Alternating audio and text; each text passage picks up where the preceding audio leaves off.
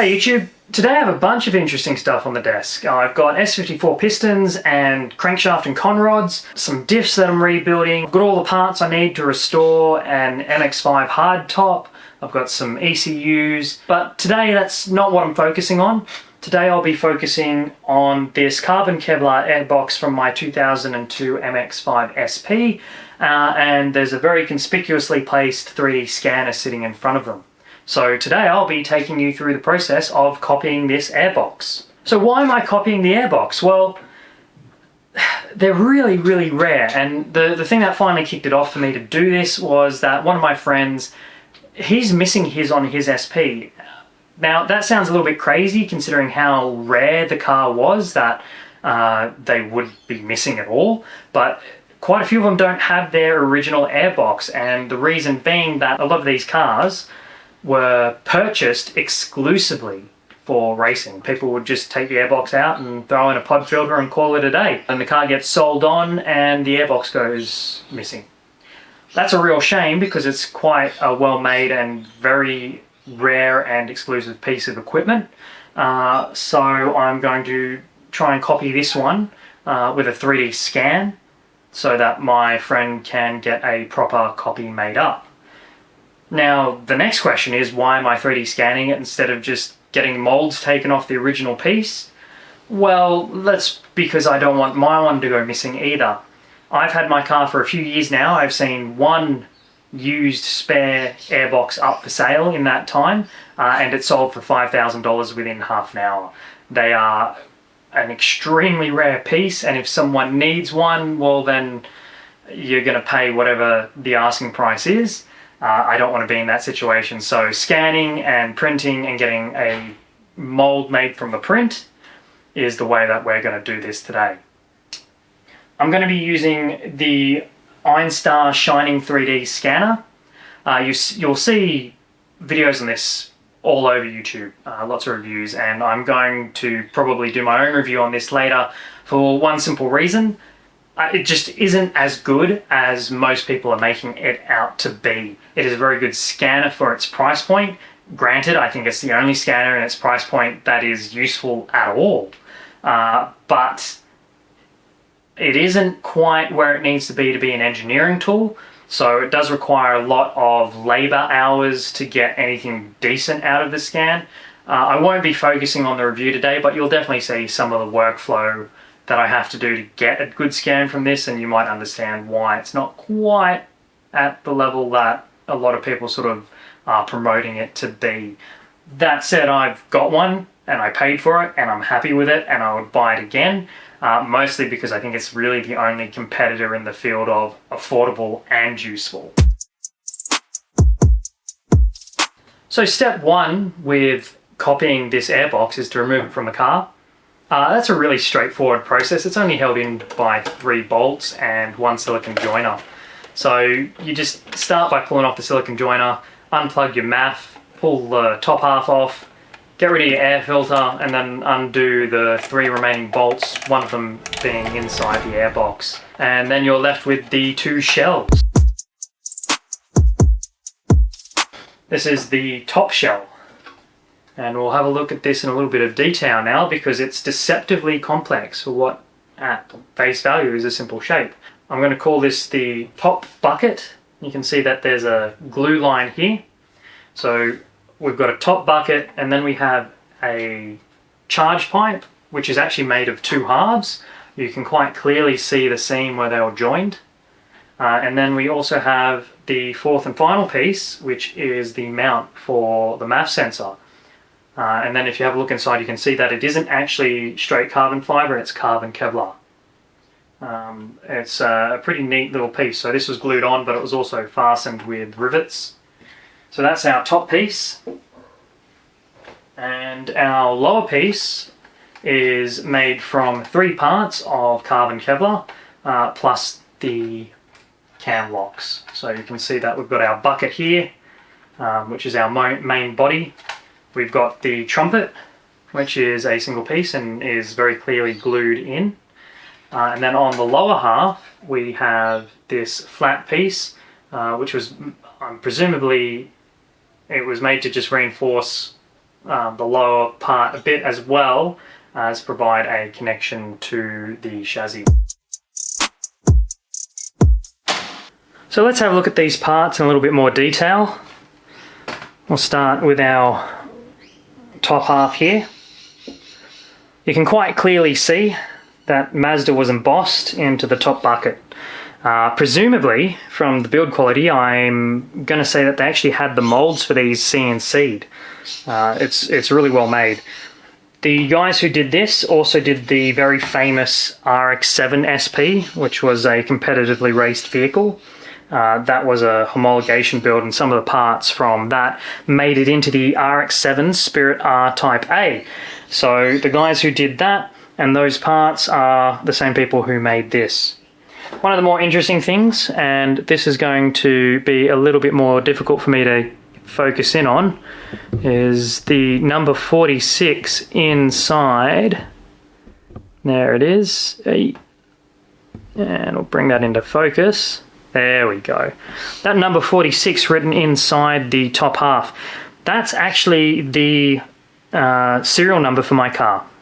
Officially, unofficially, it's not really decided, but all of these air boxes are individually numbered. Mine is number 46, and the top half and bottom half have a matching number. The numbering on the lower half is much more difficult to see, because originally this was a dry piece of carbon here, and there's actually some etching and texture written inside this edge where my fingers are. That's the part number, and on this side is the other batch number, which says 46, but basically impossible for the video camera to pick it up. Maybe I might be able to pick it up on my phone. Well, it's time to start, and the first step is that once you have your software open and your 3D scanner ready, before you calibrate it, before you start putting any coatings on anything, before you start putting markers down, the first thing you want to actually see is how your scanner is going to work with this object. Now, I already know it's going to be difficult because this is a reflective surface, so I'm going to have to map this up because it's quite flat and relatively featureless. I'm also going to have to put markers on it. I already know that, but I want to see how it scans before I do any of that, before I start trying to make it work. And the other big issue is that I do have very thin edges, which is something that 3D scanners dislike. I am afforded one luxury though, in that I don't need to get a full 3D scan of the whole piece to be able to remake this. I only need a good surface scan of one side, just the outside or just the inside, and then I can thicken the model to be the 2mm thick piece that it is, and from there I can recreate the whole 3D model. So as fun as it would be, or challenging, to try and scan this whole piece, today I won't be doing that. I'll just be scanning it from one direction and trying to make that work. So right now I'm doing my test scan to just see what I get. So I can already tell that the glossiness and colour basically makes this piece completely invisible. So my only choice is to make a mess.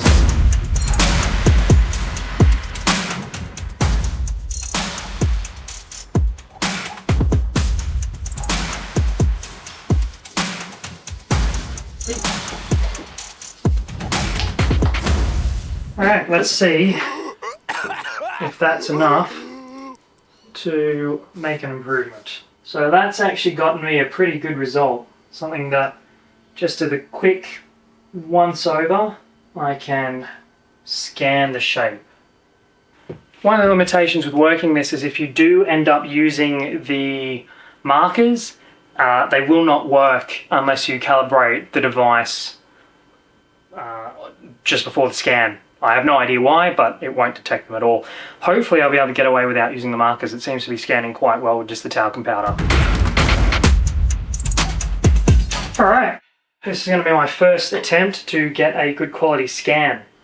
Generally I find that the best way to get my scan is to put on preview and up the brightness as much as I can for the first pass without it all going red. And this looks like it'll get a good scan. So I've turned off textures now because the surface, if it's scanning textures, it'll just mismatch with all the finger marks and whatnot. So we'll give this a go. For a first pass, we'll look at the quality of the data and then we'll do some other passes.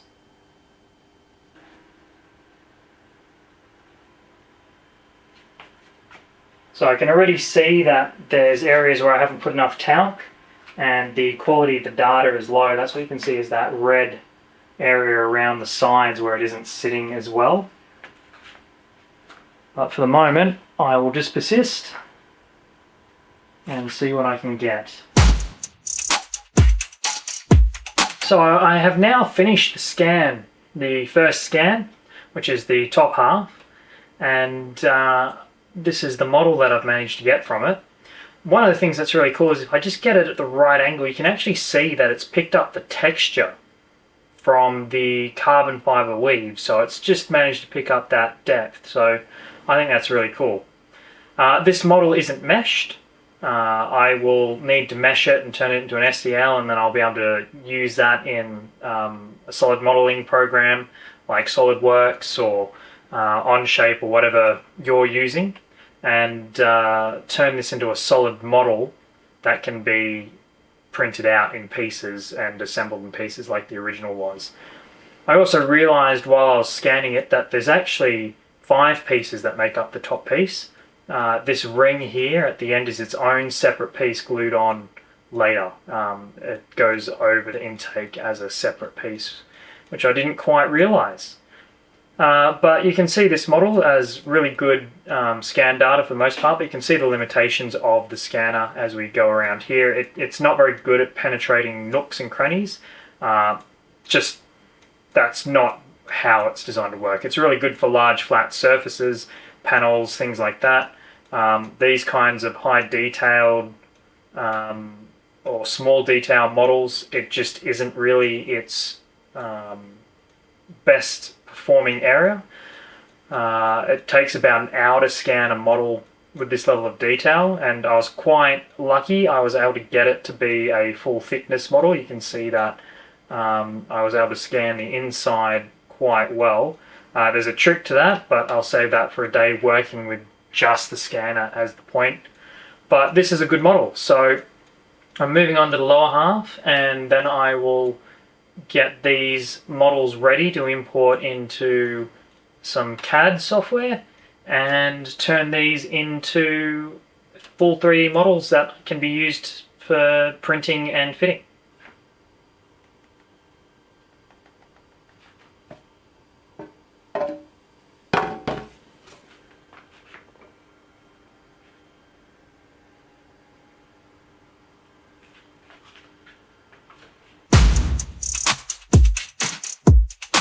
So hopefully that gives you an idea of the kind of design process required to copy an original part, especially something handmade with affordable equipment. Realistically, you would want to be copying something like this with a 3D scanner starting around $1 million.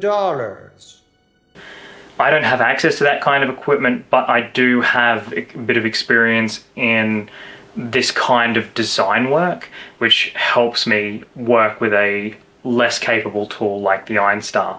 Now, don't get me wrong, I think it's really the only player in its field. It's a good tool, and like I said, I will do a proper review on it later, but there are limitations, and you do have to do the design work yourself after you do the scan. You can't one-shot the scan and turn that into a usable model. But if you stayed this far, I will show you a little bit around the design work and some of the differences and the issues that you might come across. So, looking at the model as it is, I have 3 versions of the model currently. This is the model for the naturally aspirated vehicle. You can see that I've swung the MAF around 90 degrees to make it run towards the throttle body instead of towards the exhaust, which is where you would have a turbo. I've also got this fitting here, which is for the inlet air temperature sensor. This is a model that I have validated and will fit the factory sensor and allow you to put it into the airbox. If you have a look down here as well, there's no holes for the cam locks.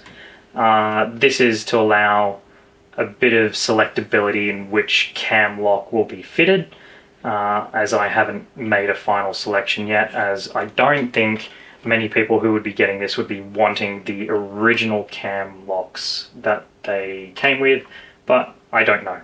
I'm still working with someone to see if I can get these mass produced so that they're more available to people. As a bonus item, this exact version of the model that you're looking at for the naturally aspirated is actually part of a bigger project which I've been working on kind of in my spare time for a few years, which is for an individual throttle body kit for the MX-5. And I can hear everyone go, there's already a million of them, but this one is designed to work with the factory ECU without a tune. It's also using a unique design for the throttle bodies called, which I designed myself, but I'll save that for another video. It's substantially different than a typical butterfly or even the high performance variants like a barrel throttle body. So stay tuned for that. That's a project that I'm going to start working towards delivering. But you can see here with this throttle body, there's the extra, with this air filter, this is the extra holes to allow it to move 10 millimeters further back for people if they need it, compared to the OEM model, which has the holes for the factory used cam locks, and the holes are a single position. But let's go into the model and we'll have a look at how different it is from the 3D scan. So you can see now a mixture of the model that I've made and the model as it's scanned. You can see that there are layers of the scan that slightly protrude through the model, and picking the correct surfaces and curvatures and lining them all up is quite difficult. Because of these super thin edges, getting a full fat, full thickness scan can be quite awkward, and picking where the real edge is compared to the edge that you're going to model can be a bit funny. So that's a limitation of the scanner. And yeah, you can see all the major details are there, like where the location of the rivets would be and the shape of the mount for the MAF and everything that you need is here, but you can't use this model as it is to try and just print, for example. Even if it was all there in its entirety, I would struggle with being able to use it, largely because the model that's here just becomes a solid piece, and you can't make a mold of just this solid piece. It wouldn't be possible to separate it, so you have to go through and scan it and break it up into its constituents to be able to get anything useful out of this. And that's why you have to do a lot of labor before you can turn this into something that can be physically made. So I'm probably 30 odd hours into scanning and CAD modeling to get it to the point that it is. And that's with a degree of experience and familiarity with the tools that I'm using. Something like this would be quite a complicated first project, but if you don't give it a go, how would you know? So anyone else who wants to pick up an Einstar and learn how to use CAD and 3D printing to try and do some prototypes or copying of parts, I strongly encourage you. It's definitely achievable with these tools, even with the limitations of what's available, and it's really the only way you're going to be able to afford to do it as a hobbyist. So this is what's involved in copying rare Mazda parts, and I will be using this 3D scanner a bit more along the lines of its intended use in future videos to help me get that individual throttle body kit done. But as a final note, on my previous video I said I was going to be working exclusively on the Maserati for the rest of the year. It's my primary project, and believe it or not, this is actually part of doing that. I needed to get a better feel for how the 3D scanner was going to work and how feasible it would be to make molds directly from that 3D model and print, because some time ago I worked on a front splitter for my Maserati, and I've been trying to find a way to copy it without having to send the splitter away. Since it doesn't belong to me, I can't in good conscience send it away to be replicated. It's a risk, if it gets lost or damaged, and it's not mine to play with. So I will be scanning it and printing molds directly to get that part copied and make it available to everyone else.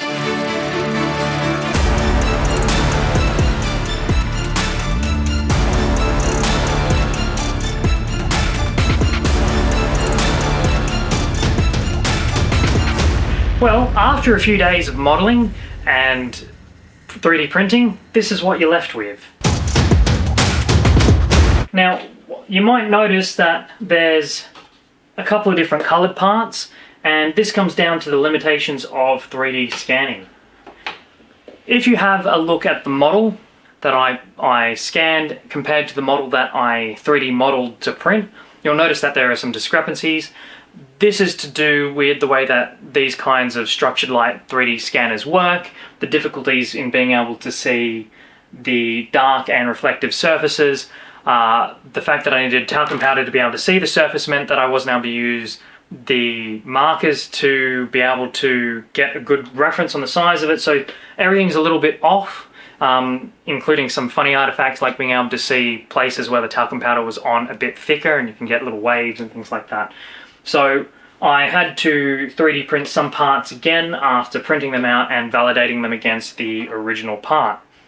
Now, you might ask yourself, why go through the process of validating all this? And it's because of those limitations. You have to check what you scanned is actually going to be representative of what you would make. So in this case, instead of making molds for making these kinds of carbon fiber parts or fiberglass or whatever it'll be made out of in the end, I'm making some positives which I'm going to assemble and test fit. And that's what you're looking at in front of you. So these parts are all the individual pieces that would be required, all the individual molds that would have been required to make the original parts. So if I remove the duplicates, which is just this, so that's now out of the picture, you can see that we have 1, 2, 3, 4, 5, 6, 7 individual molds, no, 8 individual molds that would have been required to make this original piece.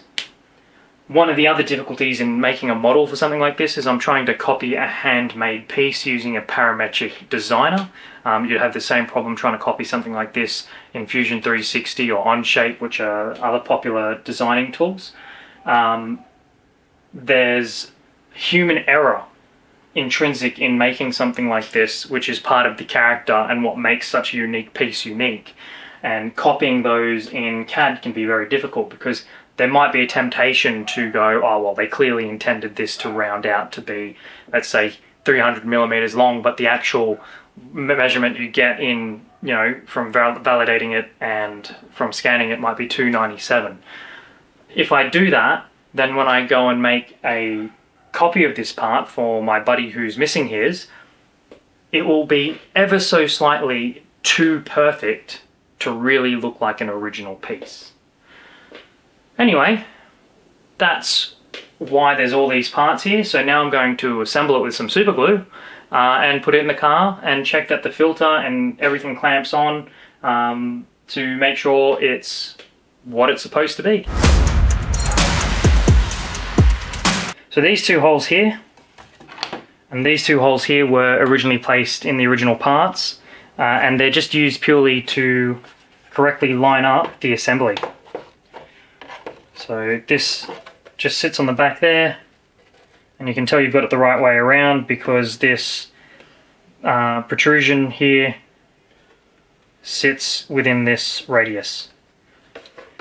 This was originally all done with epoxies and whatever the epoxies they would have used for that fiberglass aramid carbon fiber assembly. I'm just using a couple of spots of super glue, which will be more than enough for test fitting. This is just being done out of PLA, so this material is not suitable for being used directly, but it is suitable for holding it together long enough for me to check that everything works. While I'm holding that to dry, you can actually see this split line here. That's because this was bigger than the printer, the print area, so I had to print some parts in pieces, and then I used a little bit of fiberglass and super glue to just bond them together and make sure it's strong enough for me to handle while I assemble everything. This piece of the intake here, 2 separate molds, because they're mirror images, you wouldn't be able to put them on the same mold. This makes the intake that holds the MAF, which you can see there. On the original piece, these are joined together. Then a strip of carbon fibre was placed on the seam on the inside to seal it up. And then a ring of carbon fibre was placed around the outside. Now I'm not bothering with a piece in here because I'm just trying to get it assembled for test fitting.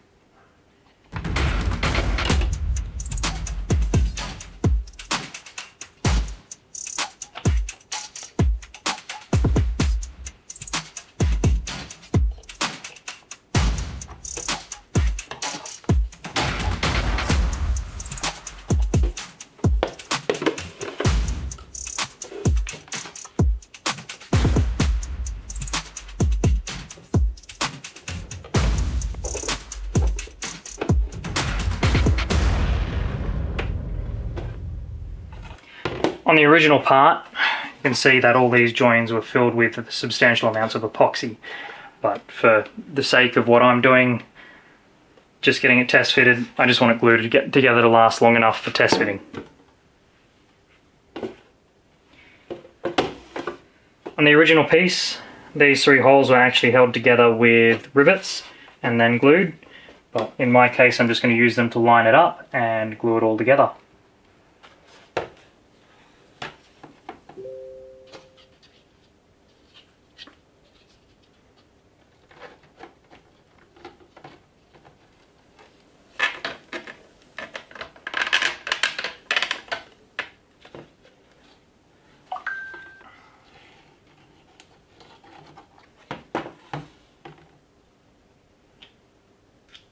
So this is it on the desk.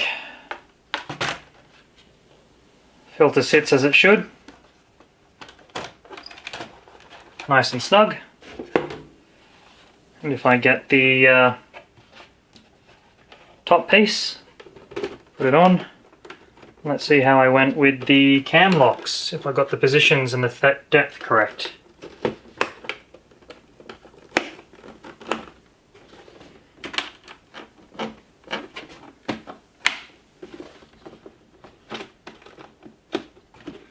There you go. So that is my 3D printed piece from my 3D model of my 3D scan of the original, which will now sit awkwardly. It requires the filter to give it some separation, but that's what it looks like next to each other. If we rotate them around, how about that? Time to fit it to the car. Well, I have the lower half fitted, and you might notice something a little funny.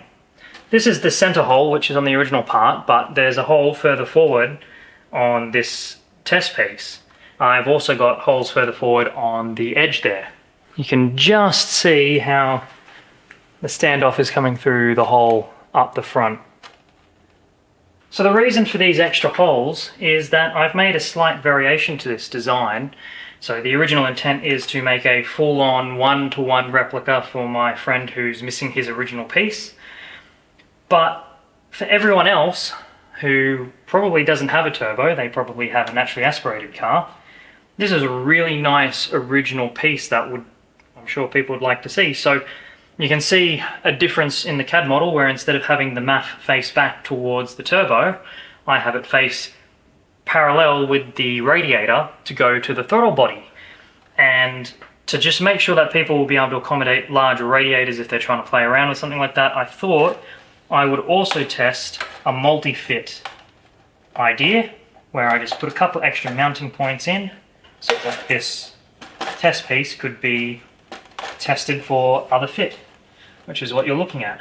But now, it's just time to validate everything's where it's supposed to be for the replica, and that all drops on pretty neatly from what I can tell. There we go. Yep, that's all happy days. So time to check that I've lined it all up and the mat will line up here. The air filter has to go into the top half first, as it does with the original piece. This is the plug for the mat, which I won't bother with for the moment. Just press that in, rotate this around, and drop the filter into the lower half. And there we go. An original looking piece, all copied for the engine bay, and ready to go. So since I started this, I've been trying to find a few people to manufacture the one-off, as well as reaching out to people to help take on the project for making a naturally aspirated variant of this, and to make this available to the wider public. So keep your eyes on this project, and hopefully something similar to this, or more similar to the original part, will be available soon. Keep tuned, there are more videos coming, and if this is the sort of thing that you find interesting, you know, how-tos and seeing the kind of guides and the way that this stuff goes together, please stay tuned. If you want to see more reviews on equipment, please stay tuned. There's more of those coming, like I did with my car lift. I'll be reviewing more of my tools, and I've got a new segment that's coming up, which will be reviewing all the companies that I've ever dealt with, because I've only ever been a customer. I've never been sponsored previously.